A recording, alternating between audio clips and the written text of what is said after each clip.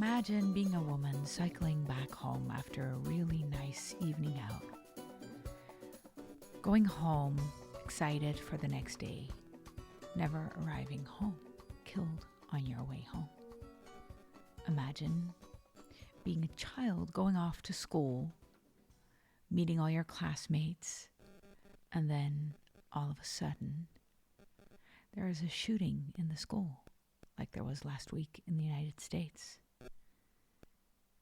Kids being killed out of nowhere, never coming home. This week on Sacred Conversations, my husband, Jaco Smith, and I are going to talk about things that, if we look at the statistics, are pretty normal in our society, that are completely unacceptable to our minds, to us, to who we are. And we don't think that we know the truth or we know what needs to happen, but we do feel it is extremely important to have conversations about what this stirs up. And the first thing I want to say about it is let's breathe before we even begin, because these are big topics. So let's just take a little pause, knowing that this is a space for people who carry the world in silence, who are always turned on, switched on, trying to do what's right. And then news like this can really feel like the ground in front of us just opened and swallowed us whole. Well, that is what it feels like to me, because it's kind of like, whatever I'm doing, will it ever be enough? Will it ever be enough? The lady who cycled home in our country, who never arrived home, blew up all social media in this country, in the Netherlands, all around. Women should feel safe at night. Women don't feel safe at night. So there were all these conversations around women speaking up about what it feels like to be a woman in today's society, how often we've been grabbed in places where we should not be grabbed, how normal it is to be scared, how we cycle and walk with our keys in our hands. But there is one element that is rarely talked about, and that I have really been missing from those conversations, because yes, it is terrifying for a woman to walk in the streets. I know, I am one, and I have rarely felt safe at day or at night. And that's normal. And it shouldn't be normal. So that's something we should be talking about. But there's another thing that might be even more frightening, and that is that I have rarely felt safe with friends, family, and men in general. Really felt safe, really felt like I could take my guard down. And now I'm talking about this with my husband, and we are together for 20 years in 18 days. So that's going to be a conversation that might be complicated and difficult, because I know my husband wants me to feel safe, and yet it is not the man that can make me feel safe, because my body doesn't feel safe amongst men. And that is an extremely complicated territory to walk on. Same like you bring your kids to school, which is a place where they should feel safe to learn, safe to be, safe to feel held, so that they can open up, and then a random idiot can just walk in and shoot, because in the United States guns are legalized.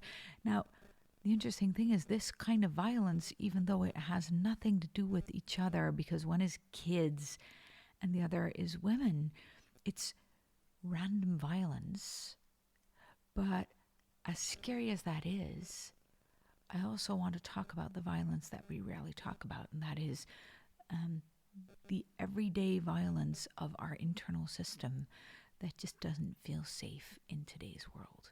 And that is a big conversation where I am also really curious what that's like for men, because as much as I'm scared for my daughter when she is out of the house, I'm not so sure the world is a lot safer for men. and it's different. The unsafety is different for men. But there is a big sense of, for my mind, there's a big sense of that I am scared of things that are unknown. But my body actually feels a lot more unsafe with things that are known to me. Because if those became unsafe, that I wouldn't know how to deal with that. What comes to your mind when we talk about this, Jaco? First, breathe a bit. Yeah. Because it's a big topic, I guess, for not only women and children, but also men. And I don't think it's easy to make an opinion out of things that happened recently, and when you don't know exactly who and how the one is that did this terrible things. No. So we're not going to talk about the specific incidents because we weren't there. Yeah. So and so the statistics are clear. So there's a big topic going on. But if you only see it from that perspective, it seems like it's a general thing happening, and I don't know if all comes from the same source. And that's a bit of that's why I'm a bit cautious to talk about it. But No, but yeah. what comes to mind for me? So, I don't want to talk about the general things or the case with the women cycling or the school shooting because we weren't there. We don't know the person who did it. We don't know the person who died. But these stories are in the news every week. In this country, a woman is killed by her ex or her boyfriend, not by a random stranger, mind you, every 8 days. Every 8 days in one country. I do not know the statistics worldwide. It's not just a woman being killed. It is a woman being killed because she is a woman by her family or her ex-partner. That is what femicide is because, yeah, there are a lot of men killed too, but those are really very different statistics because there might be drug deals involved and stuff like that involved. This is a woman being killed because she's a woman. These are kids being killed because they were in school and there's no relationship there. We can't talk about why this happens or what pattern there is because we're not the specialists there.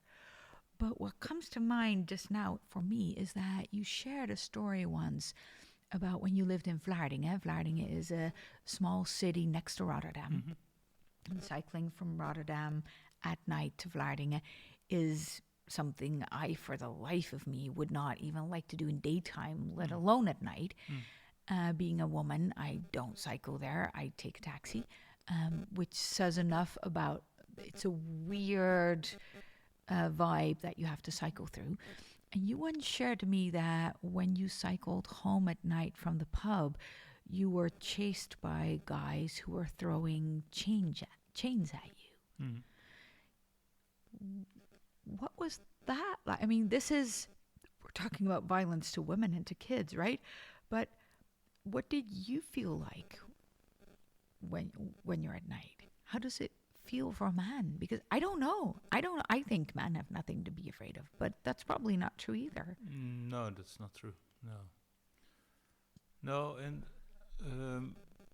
I was in some accidents like this you mentioned, and that was even when I was only 13 or 14 years old.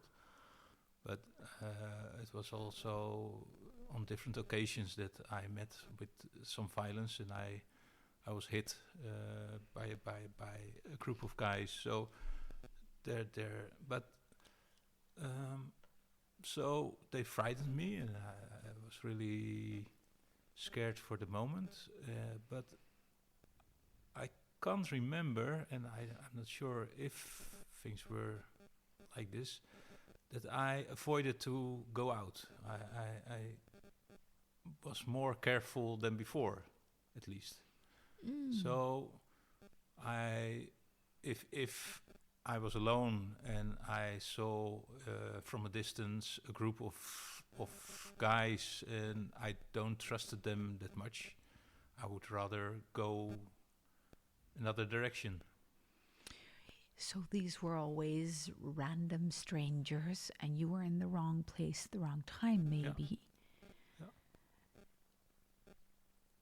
And you happened to be there when they threw chains at you, but it wasn't personal. Yeah, there was another series of events that was about someone I knew, and the guy thought that I insulted him deeply, and I think it was all a misunderstanding in the end, because it was not me. It was it's too difficult to tell everything. And then for years, he threatened me via other people. Okay. He let me know that he would wait for me and then would punch me. Wow. And that went on for years when I was in the high school. Wow. And was that one of your classmates or? It was a former classmate. Yeah. Okay. Yeah. So that was not that nice, because every time I went to school, I knew, there could be something, and sometimes I saw him in school, and then So I was always cautious. Yeah. Yeah. And what did that change in your attitude and your perspective to other people?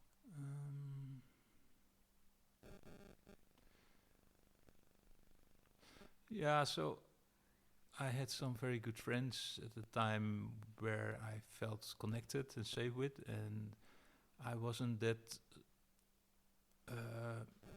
much self-assured in this period. So from, I guess, age of 13 until far in the 20s, I wasn't that self-assured. So I was...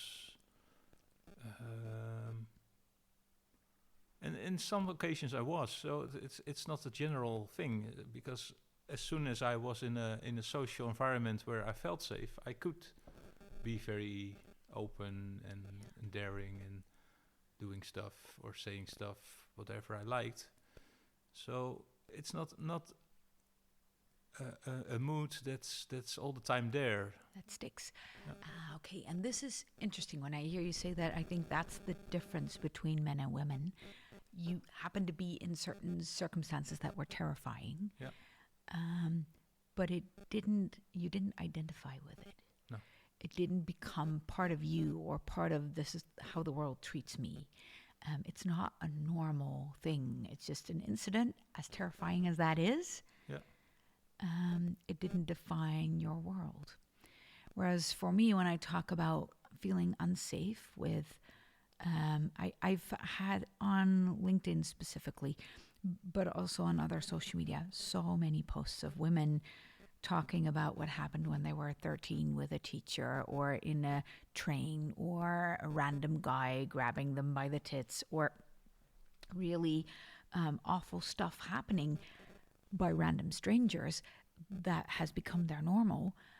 What I realized is that my list isn't by random strangers. My list is by my dad, who never raped me. He never abused me. It's just he was... How am I going to say this? In his words, he was openly appreciative of women. That's what he thought he was. In my world, it sounded like he was about he felt free to do whatever he wanted with me. He never did. But he was always flirting with every woman, and everybody who knows him knows that. He had tons of girlfriends outside of my parents' marriage, and that was kind of accepted and normal. We celebrated his 81st birthday last week, and everybody who was there, most of the people I hadn't seen for 30 years or longer, said, oh yeah, of course, he's always been like that. He's still flirting. But he wasn't just flirting, he was having affairs all the time.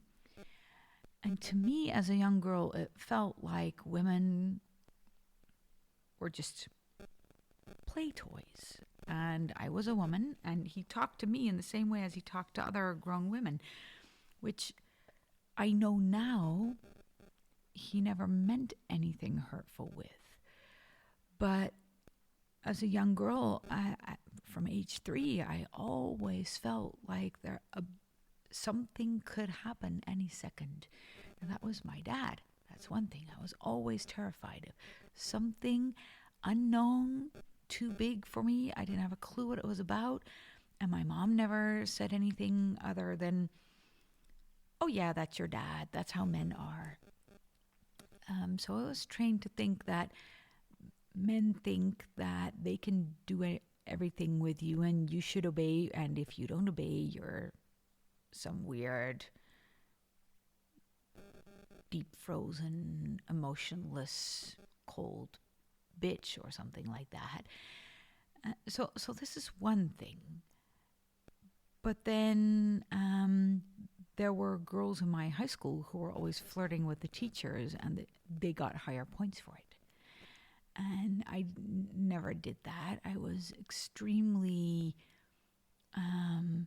to myself, and I didn't get good grades. So there was this whole idea of the more openly you show you're a woman, the more successful you will be. Now today on social media, I see a lot of women parading in lace bras and underwear, saying, oh, look how feminine I am. And to me, it's so repulsive and so scary, because it's kind of like our female side is only... So showing your femininity means wearing lace bras, or it means being a sex toy, or it means dressing up as a sex toy and then playing the don't touch me game. And it's confusing. It's scary. I've had a guy who I worked with in a project team. He was friends with my dad, and he went to my office for a meeting, and he locked the door and he tried to kiss me. Thank goodness he left when I asked him to leave. But it's always I had people I went sailing with, and one of the guys crawled into my bed at night saying, oh yeah, let's have some fun together. And we were really close friends. So it was always so confusing. Like, if I say something, everybody's going to throw me out, the women included, because then I am the prude, weird bitch who isn't any fun. And if I say yes, I don't want to say yes. All I want is just to get the fuck off of me and leave me alone. But I wanted to belong to the group. I didn't want to be the weird one who would mess it up for everyone. And that was always confusing from age 3 onwards. And I had a really hard time belonging to the group in high school, belonging to the group in sailing. So I would just wear clothes that nobody wore, that probably didn't reveal anything, but they were so weird that, or not necessarily weird, but so different from other people's clothes, that it kept me safe. With sailing, I would not wear makeup, not shower, wear old ripped clothes so that nobody would care about the way I looked. And I would wear my boots and my raincoat. And that's also how I went into the bars, because I wanted to be one of the guys. That was safer, just one of the guys. Just don't touch me, get away from me. I'm not available in any way, shape, or form. But the interesting thing is that it was always the people closest to me who were the most dangerous. So my system just wants to feel allowed, to feel safe with somebody I feel close to, without any idea that something I might not like could happen. And when I'm saying this, there's a lot of emotions because Yeah. we don't talk about this a lot. Yeah. And I realized deeply that in a relationship with all the men I had intimate relationships with, that is asking for a kind of safety that isn't a lot of fun for the man, maybe. On the other hand,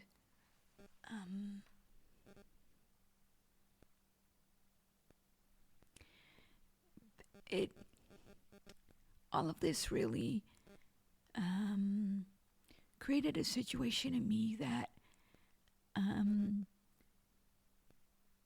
almost asked of all of my partners, can you, and between us as well, just love me the way I am and stop needing anything from me.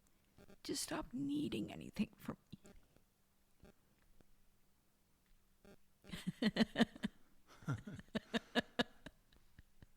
Yeah, and as I hear you say this, I feel sorrow for your experiences and what it did to you.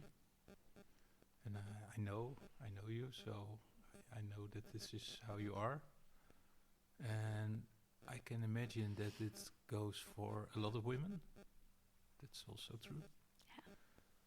And I think it's such a shame because if if there was if there was a more um, level, same level playing field, that there wouldn't be this fear and threats, and then I think it would be so much more nice to play the game of temptation. And if there weren't the dangers there are now, or whenever, maybe they've always been there, because I think not only you had a lot of fear and a lot of things you had to avoid and behave in a certain way and always be sure that you were in control, that's a burden in itself. But also you might have missed out the pleasure of what could be the attraction, and in the end it goes the same for men, I guess, because if we're in a society where women are never safe, then also our society is changing, and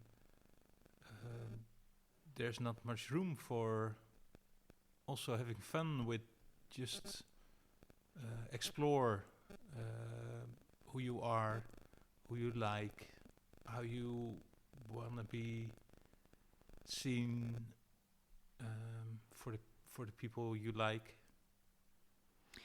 Well, the interesting thing is that the first man I really trusted, and I really trusted that he wouldn't cross any boundaries, ended up raping me.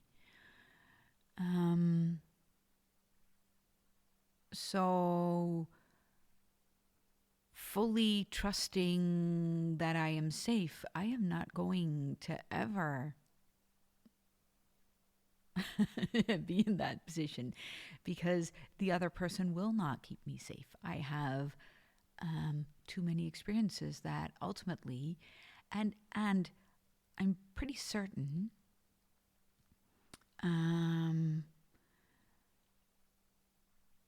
I'm actually now, in hindsight, 30 years later, I'm pretty certain that he never even noticed. He just didn't hear me. He didn't have a clue. He wasn't tuned into me. He was maybe not even purposefully trying to hurt me. He was just completely in his own system, and he couldn't hear a word I said. And there was a lot of violence, but I don't think he ever noticed. And actually, that's the scary part. Yeah. Because men who so in my mind, if men get enthusiastic, they're not tuning into me anymore. That's my experience. It's been my experience from age 3 that if a man has desires, I am out of the equation. It's between the man and his desire, and I don't play a part in that. And if I do, I'm a disappointment. Or, oh, come on, and it's going to be fun. Why can't you ever have fun? Well, because it's not fun. And it's so interesting because if sex hurts for a woman, the man will start to be whiny. Like, but isn't there any way it doesn't hurt? To which I think, well, if your dick would hurt, there would be no talk of sex, right? If something would hurt for a man, the game stops. And if something hurts for a woman, there's this whole conversation around if there couldn't be a way it didn't hurt. Like, what the fuck? What conversation are we having and why? This is not about me anymore. It's about the man and his desire. So there is no space. I've never felt space in that conversation. As soon as there is a man with his desire, I'm just a toy. Now, I'm pretty sure you don't think of me as just a toy, but that's where it really gets extremely scary. Yeah. And I had a conversation. This is actually interesting. No, go ahead. You first. Yeah, what I think about right now is that we have an idea of what we are as human beings, that we have a kind of civilization, and that we are able to go together in all kind of social ways that are civilized. So we know how to go with each other, and we respect each other, and we are rational beings, and we are empathic, and all kind of things that are typically human in a way. And I think that we underestimate how much our instincts and more animal-like behavior is also still there. And Well, we can't even understand any situation outside of our own mind, because we literally only view what is already stored in our mind. We can't see the other person. We Yeah, can but only it's see more- through our own perspective. it's more than the mind. It's Yeah. not only a mind. It's very layered, and so we are also just nature like other animals, and that's not an argument for okay, then we have to allow this, or have to we can let go of control or something. But it's a kind of a power, or extreme power that's also there still in us as human beings, like there's in other animals. And I think that's a very, very dangerous power if you're not aware of what it means. And I think we never talk about it. If you learn about sex from your parents or in your school, it's about all kind of clinical things, but it's not about what happens in someone's system, and how does that work out, and what could be the nice things about it, but also the harmful things. What are the risks there, or what are the things you shouldn't do? So if you say a man loses his control and is just with his desire at the moment, I think that's for a main part. It's true. Yeah, and then if you It takes over. Yeah, and then if that means if you're in love with somebody, that you might lose the relationship, and that's also not what you want. It's pretty easy to just think, well, you know what, let's get it over with, and then he'll be happy and I'll be safe. That's how I had sex most of my life. You know what? Let's just make you happy, and then I'll be safe, and then the love will continue, which probably doesn't do justice to you either. But the interesting thing is, most of my partners never noticed. Yeah. I was having a really interesting experience in a retreat where I was at the last day of the retreat. We went out for dinner and with a group of people, and it was pretty late, and everybody was hungry, and we had to wait for the food. And while waiting for the food, we started to share stories, and I forgot what the title of the round was, but it's relevant, but I forgot. But it was kind of like sharing stories that you wouldn't normally share in any other setting. Yeah. And we've just been in a retreat for 3 days. We really got to know each other in depth. And it was kind of the secret stories that you wouldn't share in any other setting. And then it turned out that a lot of those stories were about sex. And there were a lot of guys in the group, and they were sharing about what it was like to have sex with 4 other women or something like that. And it was kind of fun. And then at a certain point, one of the guys shared a story that he had been, I forgot the details, and it doesn't really matter all the details, but he shared that he was in a hotel room with another woman for, I don't know, I think 48 hours, and he had some religion or something, and he had a fiancée, and he did not want to have sex with her, and she absolutely did want to have sex with him, and she was very attractive, very beautiful. He didn't want her to feel bad, but for 48 hours he had to repel her from his body and say no, and she was constantly saying, I want to have sex with you, let's do this. And she was constantly coming on to him. He couldn't get out of that situation other than just and he was sharing this, saying how extremely uncomfortable it was for him to constantly have to say no.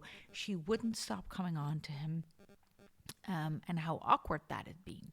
And he shared this as a funny story. And I sat there crying, and I said, this is the only experience I've had with men, every single time, with all men, always in my life. I'm not saying all men always want to sleep with me, probably not true either. But I have always had the situation that my no wasn't taken seriously, and that was what he described. He said, I shared with her, it wasn't going to happen. She didn't care. She kept on trying.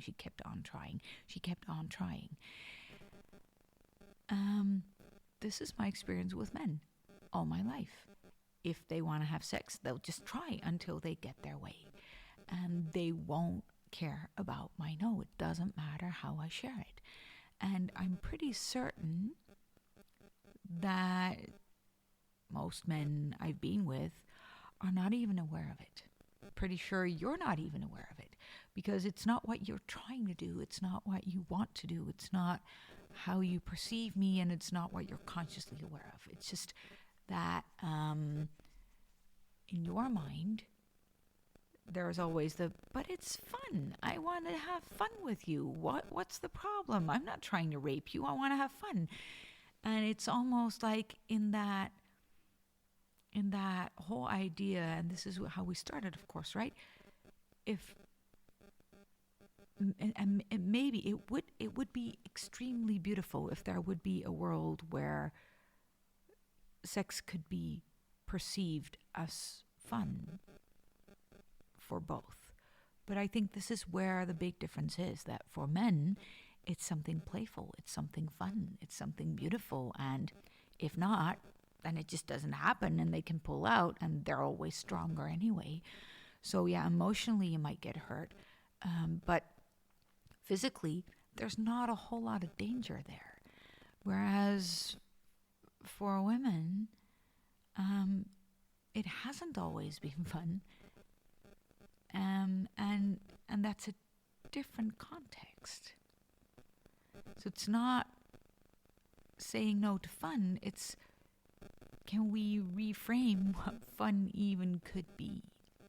And for me, there's a whole world of can we first have fun in an actual fun way, like going to the movies, like spending time together, like doing dishes together, and it's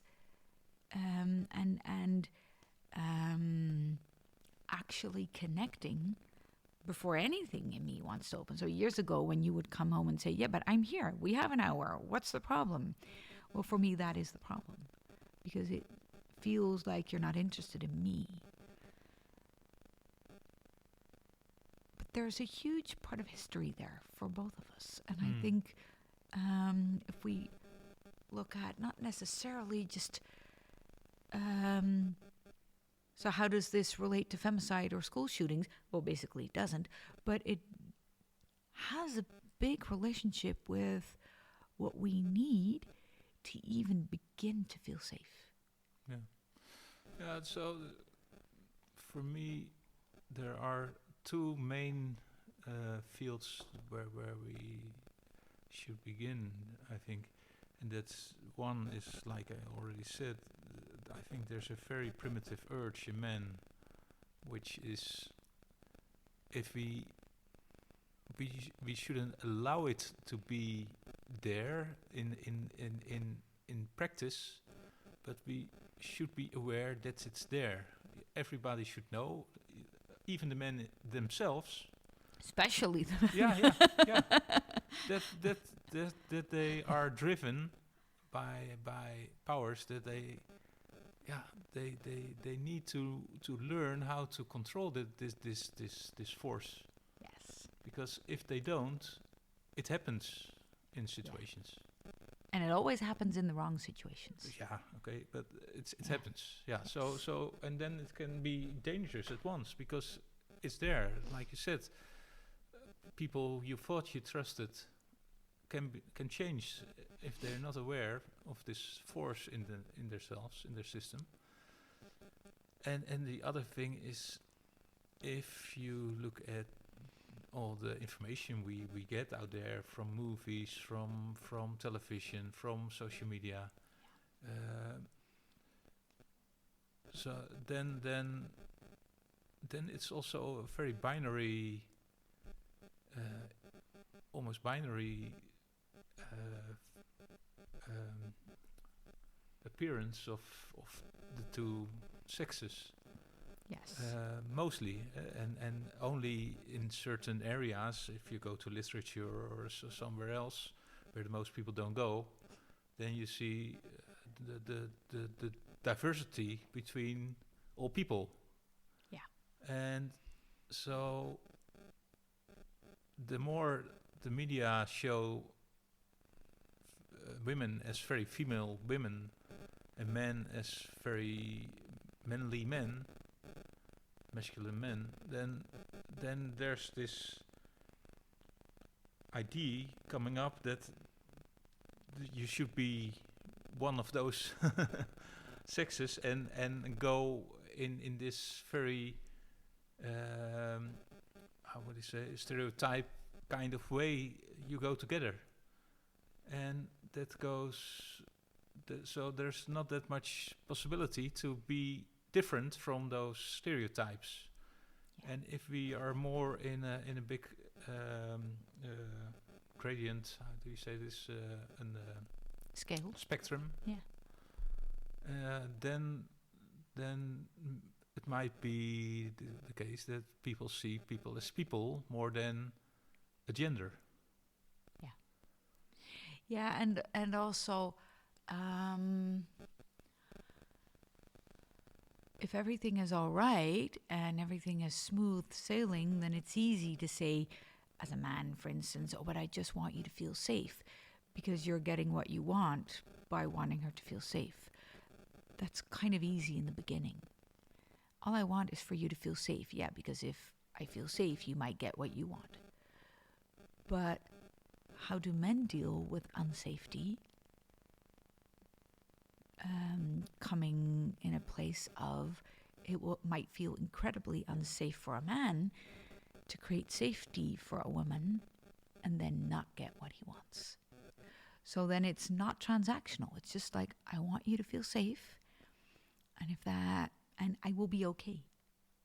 End of story. You don't have to take care of me or my safety or my needs. I can take care of those. I think that if that were a class in school 50% of the week for men, that would be extremely helpful.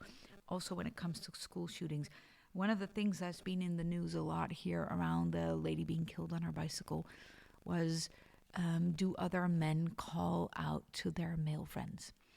There was a comedian here, and I absolutely loved what he said. He said, it was a British comedian, and he said, one of my best friends raped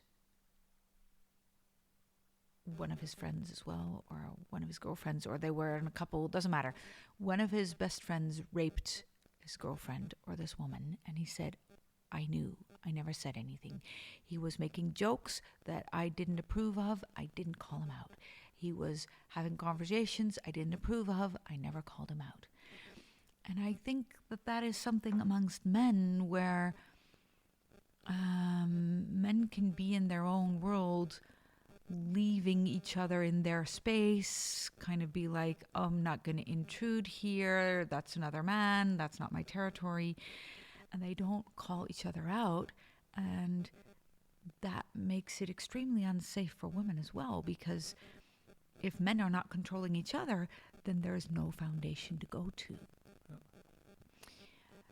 But that should be a subject in school, and how to deal with your emotions, how to fully allow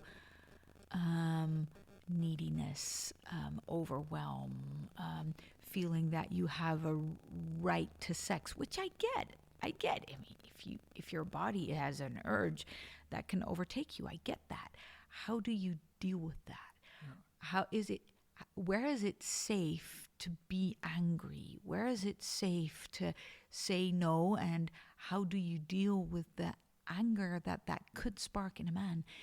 These are topics that we absolutely need to talk about, not from a place of accusing other people that they're wrong and we're right, because that might not be true.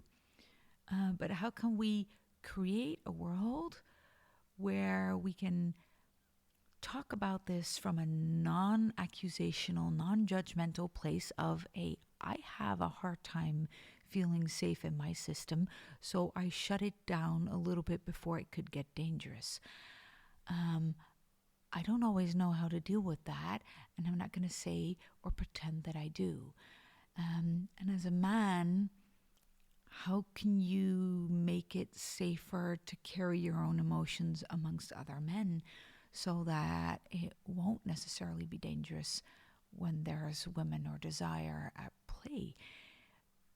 Not from a place of those men should learn a lesson, but from a place of what can I do here? There's one part of it, one aspect of it we didn't talk about that much yet, and that is, I think, a lot of people are extremely lonely and isolated. Maybe they're even when they're in society and be in schools or in the workplace or have friends, they still can be very lonely in an emotional way. Yeah. So you only talk about the very shallow things in life, and you never feel that people are really knowing who you are.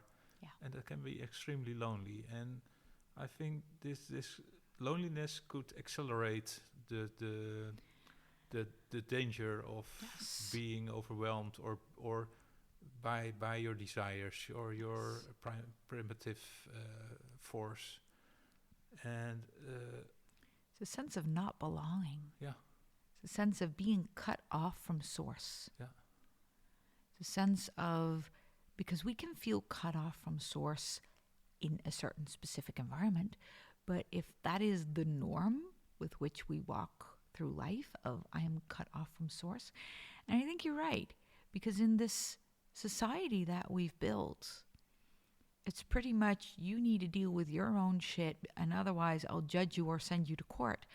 Um, and if you can't deal with it, you're the problem. Instead of, hey, how can I help you deal with this? Yeah. And I think that's why we stayed together for 20 years, even though I can feel incredibly unsafe. But it is a situation that we decided to carry together from a place of, let's see how we can help each other belong to this world and feel held, despite that our systems can feel incredibly lonely at the same time. But we need a place where we can belong, where sometimes it's easier to say, oh, you see, that's another place I don't belong to, let's divorce. I think that's actually sparking a lot of divorce rate. I even think that loneliness can even enforce that the more primitive thinking about who's the most this, especially guys can be very looking up to men who seem to be adult and are very easy with women or have a lot of women, and that's very dangerous, because then so we talked about what we should learn at school, or what the media should bring out more than it does now, but it's not that easy, because there's I can remember from high school it was already the same. I was not that self-assured, but I was not extremely lonely, but there was in our classes, we knew, all the guys knew already, okay, this is the guy we have to look up to, because that was the one who was very out there, had always his a girlfriend, or was always flirting, and so there was already a kind of hierarchy. Yeah, and it's interesting because the way you describe it, it's then that becomes our sense of belonging. Yeah. Which is why it's not belonging. It's a way of belonging, but it's a way of belonging. It's not a nice way of belonging. Very disconnected. Yeah. Very disconnected. Yeah, and it says a lot. So then if your wife doesn't want to have sex with you, then where do you belong? Then that question comes up from a place of deep loneliness that probably has always been there in the system. So that, and also, if your wife, but if you don't have a wife even, or your wife ran away from you, or so I think that's for a lot of men the problem, that they cannot deal with this kind of rejection. Yeah, and then there is also a deep disconnect from how do I belong to a family. And this starts very early when we talk about trauma. And this ties into deep childhood rejections of men who were searching how am I a man in this world, means that they have to reject their mom, not from a place of I don't love you, but from a place of I'm different from you. I am a man. I'm not a woman. Just very physical thing. I have different urges in my body. This is where their father or other men should have included them in their world so that it is safe to kind of go through that. I can only talk about it as a rejection phase where they're not physically rejecting their mom, they're still loving her, but they're stepping out of the safe womb of mom into the dangerous territory of being a man. And it's not specifically dangerous, but there is a different aspect to it that women don't have a clue about. And if that transition of a man from the female womb space of his mom to the male world of being a man doesn't come from a place of being included, being protected, feeling safe amongst men, then they just feel that they're hurting women. And then they want proof that they're not necessarily trying to hurt you, and then they won't speak of their desires anymore, or they'll just try to protect women, or they'll not know how to deal with frustration or anger around women. And these things can lead to the alpha male man trying to prove himself, but it can also lead to men being incredibly safe, never speaking up in their relationship, which is actually not making it safe at all for the woman. Yeah, and I think you talked about frustration, and I think that's also a thing that can be here. One of the causes that I see a lot of children being prepared for life without any handling frustration, because it was taken out of the way. Exactly. We shouldn't feel frustrated. We should have everything In order. order, be met, and the parents should always take care that everything the child wants is there. Well, really allowing your child to deal with frustration is a big thing, but that means that you as a parent need to deal with frustration while your kid is present. Yeah. And all of these things are incredibly, incredibly hard. Yeah. And one other thing about the loneliness we talked about, I think for me, I stopped being lonely as soon as I discovered that I could be in contact with my own emotional self, my own soul, and that stopped the loneliness, that the painful loneliness from feeling put out Yes. and not be connected with anyone. Yeah. But if there's no connection with your own self, your inner self, Yeah. then it's extremely lonely, and I think this is a kind of frustration and humiliation that I think is very dangerous for society, and especially women. Yeah. Yeah, and if we then look at all these cases of femicide or school shootings as incidents of lunatics, then we're missing the point. Because these are not incidents of lunatics. These are people that are created by the exact same society that we're created in. And the line is extremely thin. It's extremely thin line between trying to judge that kind of person who does that, even though I would never do a school shooting, and I could vouch for my kids and you that you probably would never do a school shooting. We had the luck that we grew up in an environment where learning to regulate our own emotions was normal, and it wasn't normal in my childhood at all, but I sought out an environment where I could learn to do that. And if you can't, then dealing with frustration can look really, really hard. And one of the things I really believe is that this is not the responsibility of one person. It's the responsibility of the entire society, where we help each other, and where somebody drops the ball, we reach out to them instead of bash them. If I look around at social media or around at how people talk about their boss or their work or their partner, it is incredibly lonely. This world is an incredibly lonely world where there is deep connection possible, but you never know how that might backfire.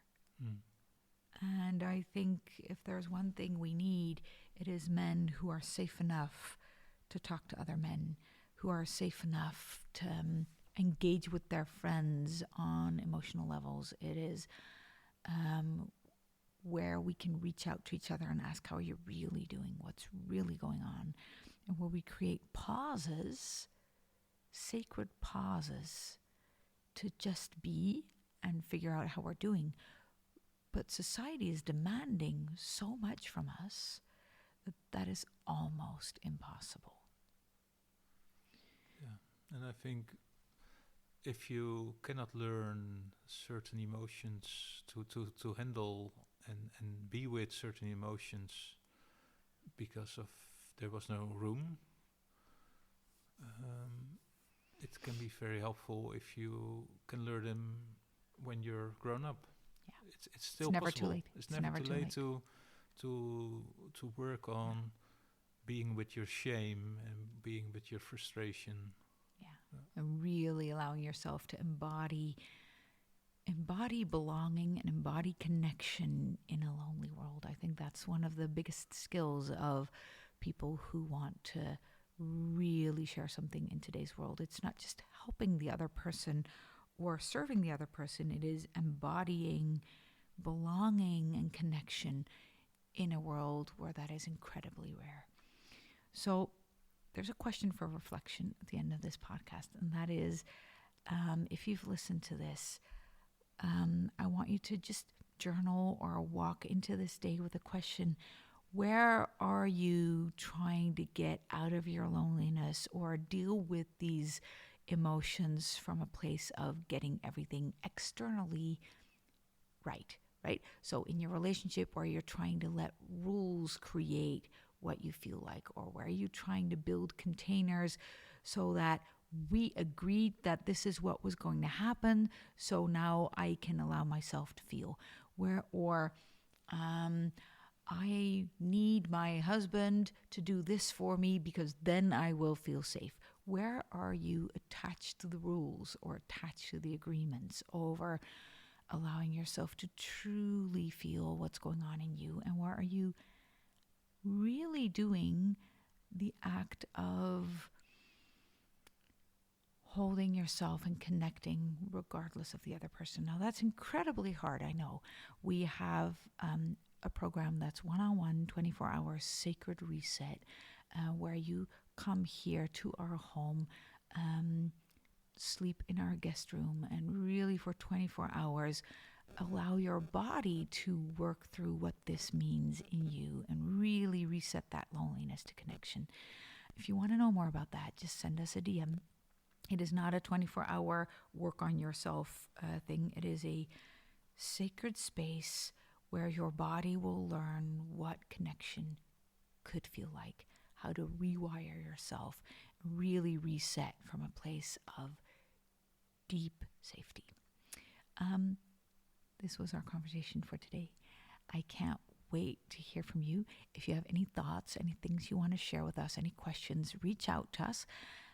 Share this episode with friends, with everyone who needs to hear it. And I'm looking forward to seeing you next week. Bye. Bye.